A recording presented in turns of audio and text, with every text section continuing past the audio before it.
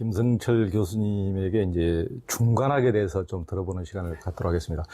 그 중관학은 우리가 이제 그 달라이라마 존자님 그 말씀을 들어도 이제 공에 대한 얘기가 제일 많이 나오고 공과 자비를 강조하시는데, 근데 중관은 이 부처님 이후에 제2의 부타로까지 불리는 용수 스님, 또 대승불교의 8대 종파의 다 이제 종조로서 이렇게 존경을 받으신 이제 용수 스님이 펼치신 건데, 많은 사람들이 너무 어렵다, 이런 인상을 많이 가지고 있는데, 이게 이제 불교의 완전 핵심 중에 핵심이더라고요. 핵심 중에 핵심인데, 제가 생각하기에는 전 세계에서 이 어려운 중간을 가장 쉽게, 이 정도로 김성철 교수님처럼 쉽게 설명해 주실 분이 또 누가 있을까 싶을 정도로 굉장히 쉽게, 더군다나 한국어를 쓰시는 분이 이렇게 해 주시니까 우리로서는 정말 너무나 큰 행운이다, 이런 생각이 들고, 이번에 김성철 교수님이 낸 이제 중간학 특강인데요.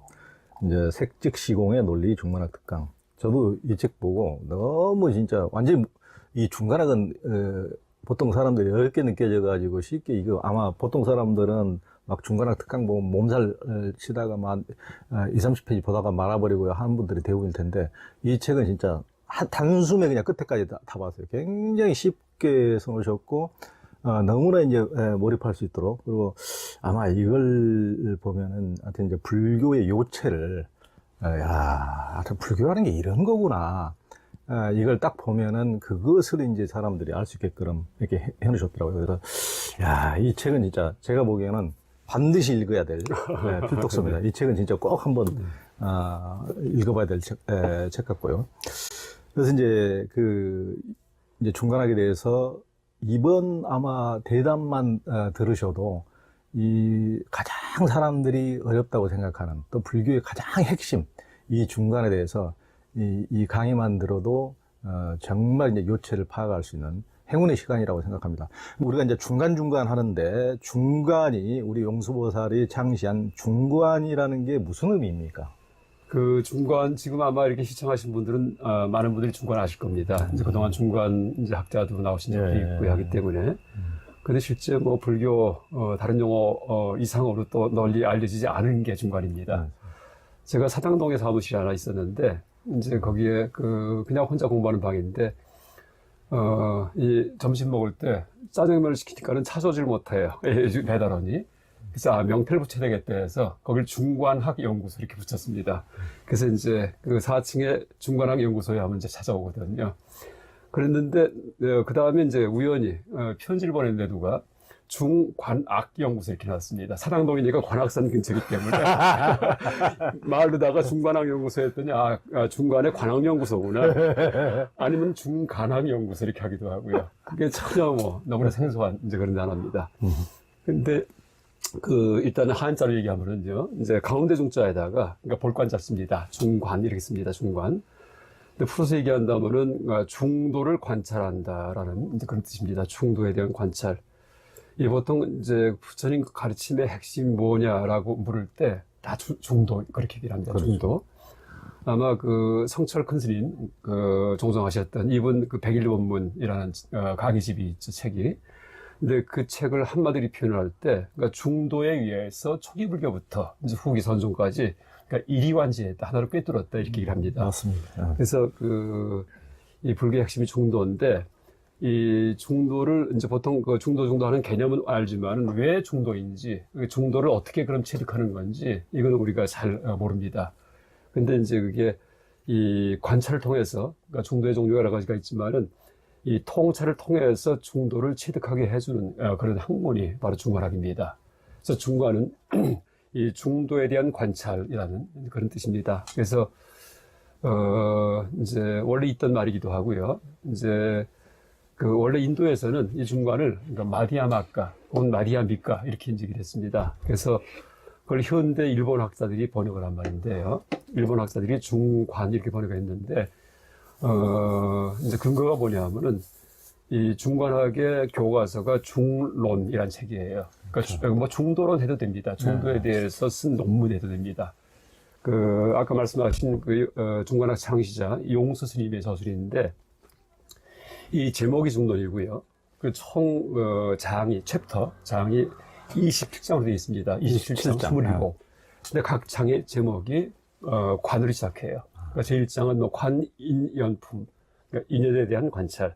제2장은 관거래품, 간다 온다에 대한 관찰. 제일 마지막은 27장 관사견품, 그러니까 삿된 견해에 대한 관찰 이렇게 되거든요. 그래서 이제 중론의 제목 중자하고 각 장의 제목 관자를 합해가지고서 중간 이렇게 이제 그 용어를 만들었다 봐도 됩니다.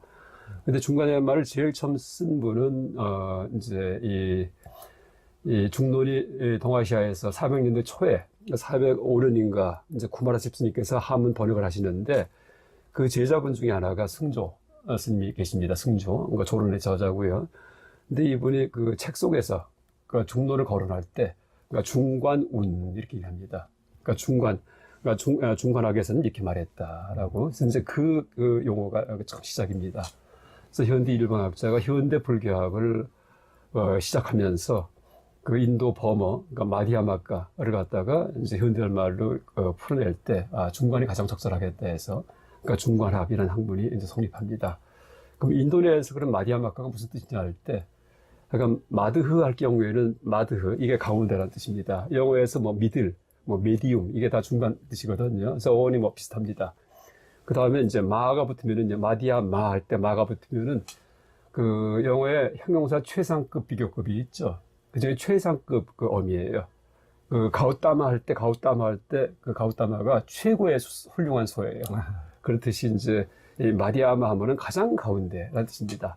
그럼 거기 까자가 붙으면은 이제 뭐 학파가 되기도 하고 여러 가지 뜻이 이제 그 생길 수가 있는데 그렇게 그 이제 세 가지 그 어로 요소가 합해져 갖고서 만든 말이 마디아마카입니다. 그래서 마디아마카를 중관 이렇게 번역했다 봐도 되겠습니다. 그러니까 의미로 본다면은 그러니까 중관은 그러니까 중도에 대한 관찰.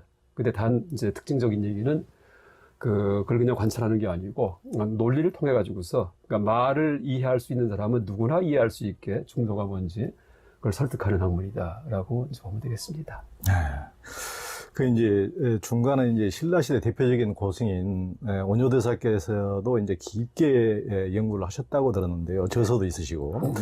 그 뒤에는 이제 1000년 동안 그 중간에 대한 연구가 끊어졌다고 하는데 그 그렇죠. 이유가 뭡니까?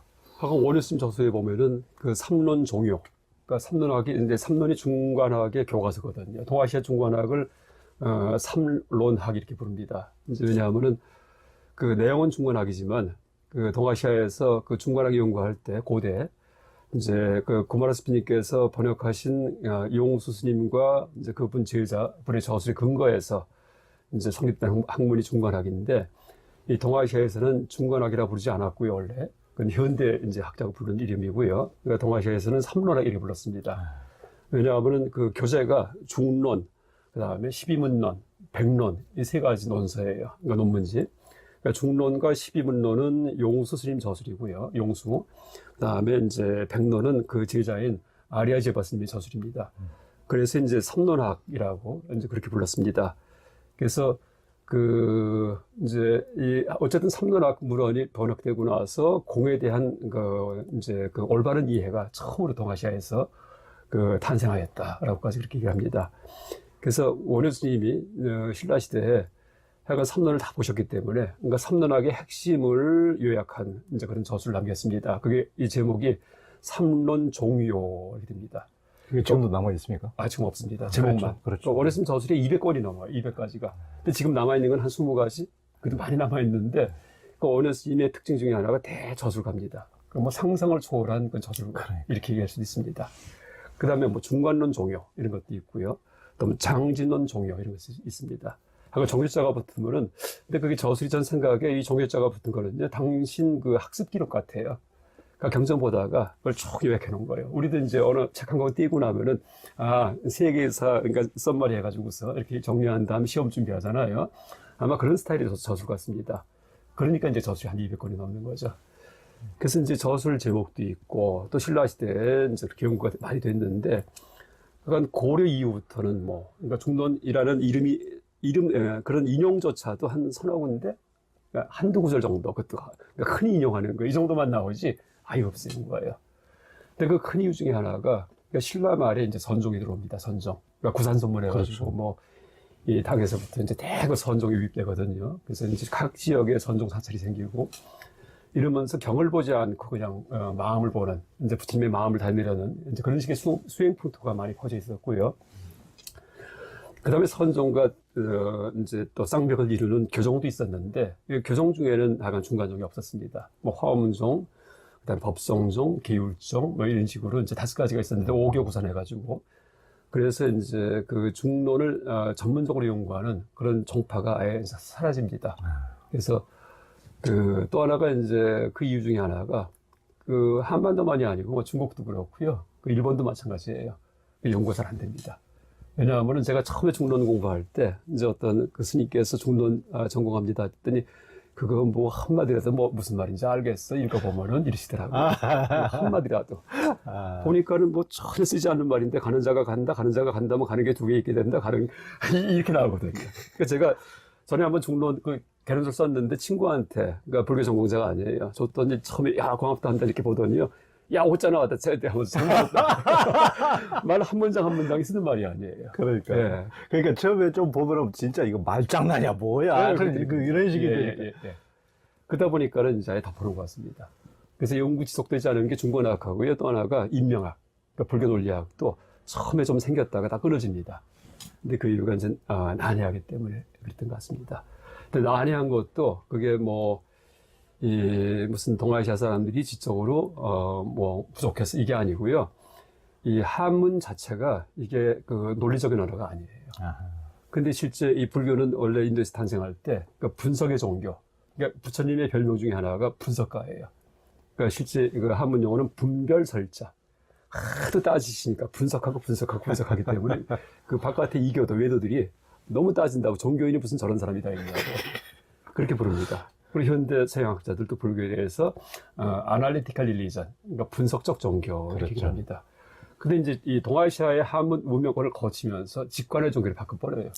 그러니까 한문은 이제 그 분석이 아니거든요. 한문은 간단 명료합니다. 근데 이제 분석은 장황해요. 그러니까 철학책도 서양 철학책은 이렇게 두꺼워요. 근데 여기는 뭐 사상서가 간단해요. 그거 기말할 필요 없습니다. 그냥 끝장을 보여주면 되기 때문에. 그래서 이제 한문을 거쳐가지고서 이제 오는데 한문이 실제는 논리학과는 묵하는 언어입니다. 왜냐하면은 의미가 모호하기 때문에. 그러니까 다의적이기 때문에. 원래 논리가 가능하려면은요, 의미가 탄탄해야지 돼요. 그럼 거기에 근거해서 다음 얘기를 하고 하면 쌓아가는 게 논리거든요. 근데 한문은 우리가 문장을 볼 때 다의적이에요. 이렇게 해석해도 되고 저렇게 해석해도 돼요. 그럼 위로 올라갈 때 이렇게 해석하면 저렇게 이제 또 어떤 사상이 진행이 되고 또 반대로 갈 수도 있습니다. 올라가다 말아요. 그래서 이제 한문은 일단 한문 문명권이 동아시아 한문 문명권이 세계 3대 문명권 합니다. 인도, 그다음에 그리스 있죠. 서구, 그다음에 이제 한문인데 그리스와 인도에서만 논리학이 발생을 해요. 동아시아 한문 문명권은 논리학이 없습니다. 물론 이제 옛날 제자백과에서 명가라고 해서 뭐 백마, 비마 이런 교변론자들 잠깐 거론을 하는데 그게 논리학 정통으로 이어지지가 않아요. 그러니까 논리학이 불가능한, 그러니까 논리적인 언어가 아니고 직관의 언어이기 때문에. 또 그게 단점이 아니고 장점을 얘기한다면은, 그러니까 타르슨 같은 경우에는 그 인도, 원래 원전을, 버버를 그 우리말로 번역해서 불경 쓰는 것보다 한문 번역해 놓은 게 훨씬 더 깊이 들어갈 수 있다 이렇게 하십니다. 그래서 이제 거꾸로 이 한문이 어떻게 보면은 진짜 사상을 표현하는 데서는 최고의 언어일 수는 있지만은 이제 언어권 자체가 다르기 때문에 이제 그렇게, 그러니까 중관도 실제 논리학 일종입니다. 그러니까 논리를 초월한 논리이기 때문에 반논리예요. 그러니까 논리학보다 더합니다, 그 논리가. 그 다음에 인명학이라고 해서 이제 불교 논리학도 처음에 번역은 되는데 도저히 계승사가 안 나옵니다. 그래서 이제 생겼다가 끊어지고. 그러다 보니까 이제 우리나라만이 아니고 그 학문 생기고 나서 한 1000년 동안 동아시아에서 그 연구가 안 됐죠. 할래도 뭐 하다가는 이제 끝을 못 보기 때문에. 근데 현대 불교학이 이제 생기면서 그때는 뭐 영어책 다 볼 수 있고 범원서 볼 수 있고 하니까 저도 이제 한문 갖고 중간에 공부한 것보다도요 그 현대 연구서들 이걸 갖고서는 이제 핵심을 파악했습니다. 버마 원전 번역하면서 뜻이 방해 크죠. 제가 처음에 한 게 중론 그 번역을 이제 한 게 첫 번째 냈던 책이에요. 근데 그걸 어떻게 냈냐 하면은 이 용수 스님께서 쓰신 개성 중론 원문이요. 이게 455수가 있습니다. 시가 455개. 근데 그게 구마라 집스님의 한문 번역이 있는데 읽다 보면은 뭔지 잘 모르겠어요. 애매해요. 근데 그러다 보면 이제 몇 가지를 갖다가 그냥 모호하게 놔두고서 이제 책을 다 끝내거든요. 그럼 제가 중간학자가 될 수 없습니다. 그러니까 중간에 이제 모든 이용수진이 쓰신 개성, 그 철학적인 시인데 이걸 제가 끝장을 내야지만 이제 파악을 하잖아요. 그래서 버머 원문을 대조를 했어요. 그때 버머 공부할 때기 때문에. 그 다음에 이제 영어 번역 같은 거 참조하면서 버머를 갖다 철저하게 번역을 했습니다. 그래서 그 책을 낼 때 한문 구브라시프스님 번역, 그 다음에 우리말 번역 제가 한 거, 버머 원문, 그 다음에 버머에 대한 제 번역, 그 다음에 제가 버머 번역하면서 문법을 이제 봤을 거 아니에요. 이건 주어고, 이건 격이 무슨 주격이고, 목적격이고, 문법 해설을 주석에 달았어요. 그래서 이 책이 주석이 한 3분의 1입니다. 그러니까 제가 처음에 냈던 책이. 그러니까 지금 중론 개정본에서 나와 있는데, 그러니까 한 문장 한 문장을 제가 다 소화해갖고서 이제 했는데, 그러니까 개성 하나하나가 다 명료하게 이해가 돼요. 그래서 아마 이제 이 버머가 없었으면은요, 버머를 제가 못했으면은요, 제가 중간학 무슨 강의도 하고, 뭐 논문 쓰고, 그걸 할 자신이 없었을 겁니다. 근데 버머를 통해가지고 또 영어 번역이든지 같은 언어 계통이기 때문에 여기를 통해서 이해하다 보니까 아주 명료하게 파악이 됐고, 그러니까 이다음부터 이제, 나의 해석을 얘기해도 되겠다 싶어가지고서 이제 그렇게 중간학자가 됐는데, 그래서 이제 1000년 동안 연구 안 된 게 이제 한문이라는 장벽 때문에. 그리고 이제 현대 와서 그럼 어떻게 연구가 됐느냐?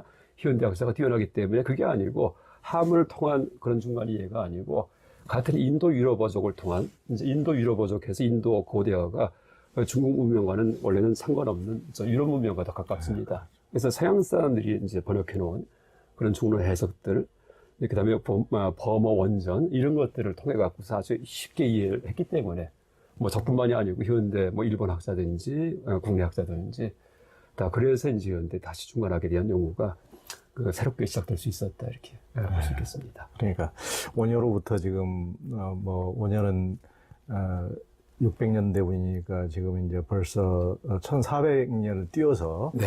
지금 이제 새롭게 이제 중간이 지금 뜨고 있는데 그때 당시에 참 우리 원효 스님이 책이 200여 권이 된다는데 참 그 시절에 어떻게 그런 저작을 했을지 이제 최고의 이제 다작으로 꼽히는 게 이제 얼마 안 되신 분이지만 다산정약용인데 다산정약용의 경우는 이제 본인 이름으로 냈다 하더라도 500여 권의 저술이 있다 그러는데 대부분 제자들하고 집단 창작이거든요. 네. 집단 창작이고 그러니까 지금 현대적 기법을 도입해서 제자들한테 쭉 너는 목민에 대해서 자료 정리해. 너는 세금에 대해서 자료 정리해.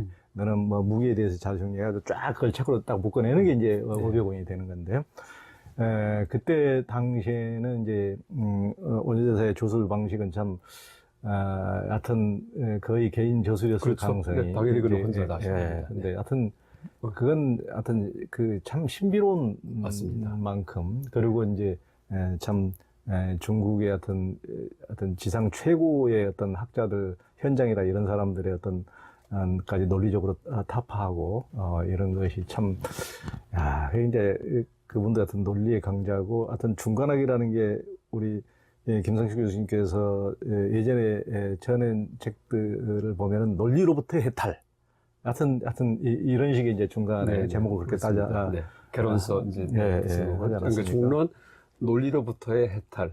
그러니까. 또 하나가 논리에 의한 해탈. 논리에서 벗어나는데 방법은 논리입니다. 역설적입니다. 그러니까 우리의 상식적인 논리 가지고는 도저히 접근이 안 된.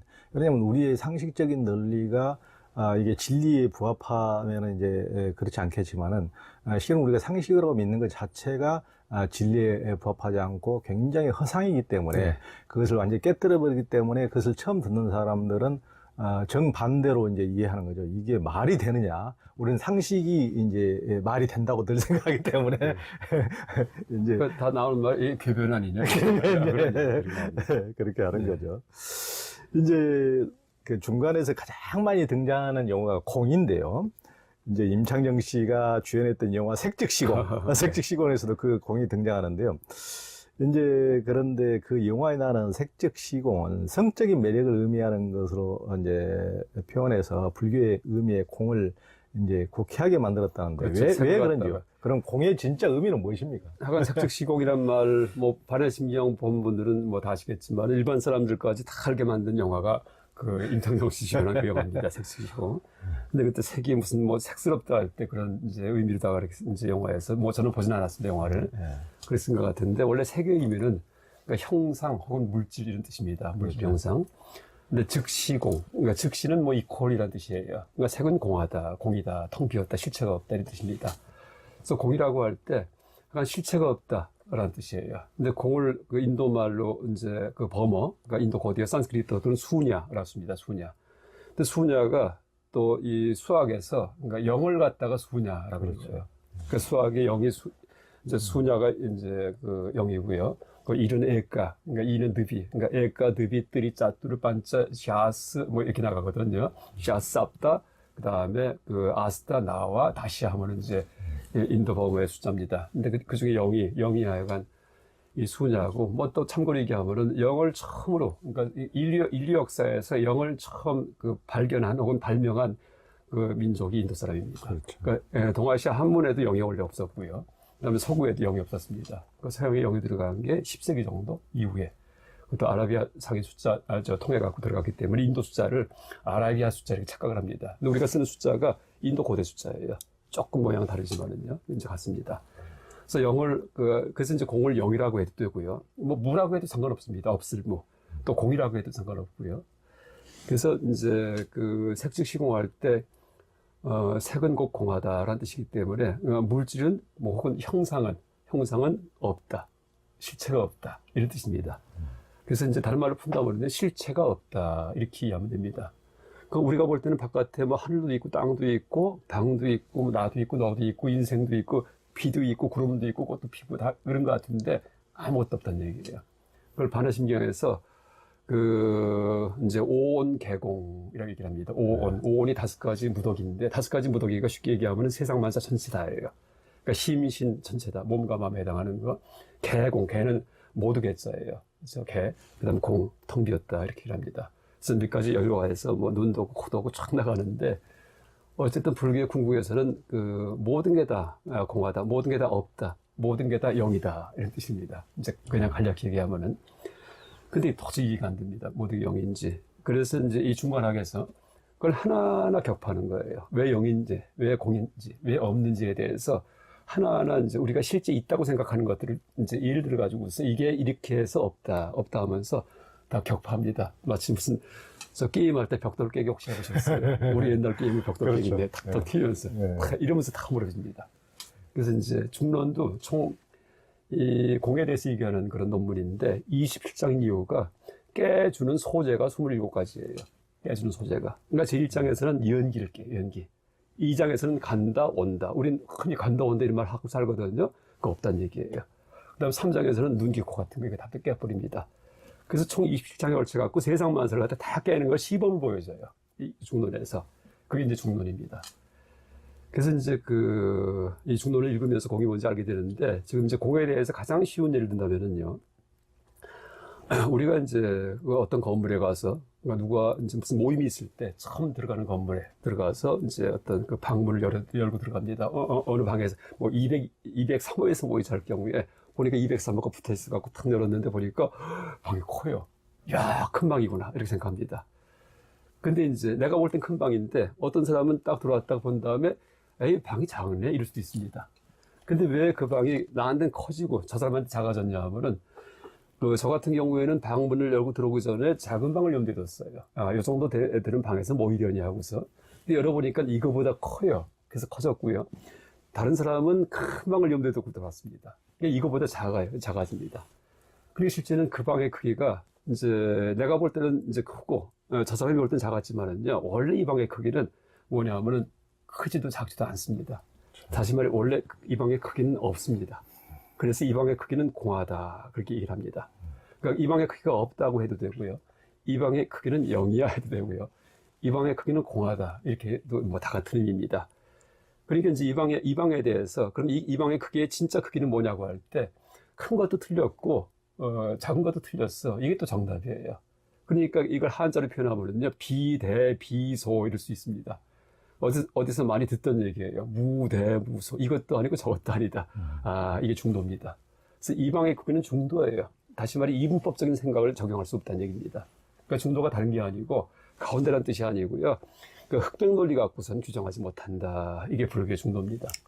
그래서 이제 공하다고 얘기를 해도 되고, 뭐 중도다라고 얘기를 해도 되는데, 우리가 흔히 알고 있는, 그러니까 유학에서 얘기하는 중도가 아니고요. 뭐 시중이든지 이게 아니고, 이 사상적 중도이기 때문에 그 이분법 비판하는 중도입니다. 그래서 이제 공이라는 얘기나 또 중도라는 얘기나 뭐 다 같은 얘기입니다. 그래서 약간 실체가 없다는 얘기, 이게 이제 공의 의미고, 뭐 더 적용한다면은 뭐 긴 거 자른 거. 그래서 이제 뭐 어떤 연필이 길어요. 보니까 길어요. 근데 보니까 어떤 사람은 짧게 할 수도 있어요. 왜? 더 긴 거 연필했을 경우에는요. 어떤 막대기가.